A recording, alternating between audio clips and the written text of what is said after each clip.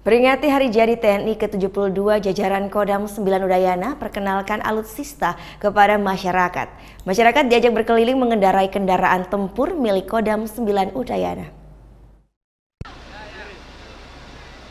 Seperti inilah kedekatan anggota TNI dengan sejumlah anak-anak di atas kendaraan panser milik jajaran Kodam 9 Udayana. Mereka terlihat gembira bisa berfoto di atas kendaraan panser bersama sejumlah anggota TNI.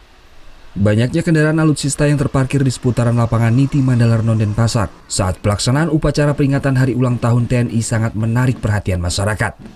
Warga sangat antusias untuk melihat lebih dekat kendaraan tempur TNI ini. Tak hanya melihat, warga juga diizinkan untuk masuk ke dalam kendaraan panser. Kesempatan ini pun tak dilewatkan oleh warga untuk bisa melihat alutsista milik TNI. Bahkan warga diajak berkeliling mengikuti parade kendaraan tempur milik TNI. Rasanya seru banget. Seneng bisa ngajak anak juga di acara ulang tahun TNI yang ke-72. Semangat. Ini baru pertama kali ya? Ya, baru pertama kali.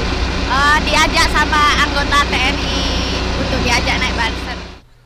Berlangsung rutin setiap perayaan Hari Jadi TNI, Satuan Kodam 9 Udayana selalu mengajak masyarakat bisa melihat lebih dekat alutsista dan pasukan Kodam 9 Udayana. Ya, biar mereka tahu bahwa inilah kepercayaan yang diberikan rakyat kepada kita, pajak-pajak yang diterima, inilah untuk pembangunan TNI.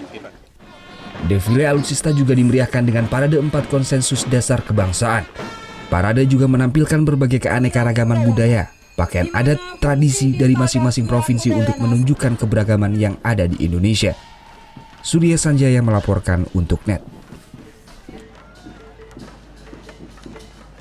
Thank you. Udah selesai nonton beritanya? Jangan pergi dulu dong. Subscribe dulu dan nonton tayangan lainnya di sini. Subscribe, nonton lagi.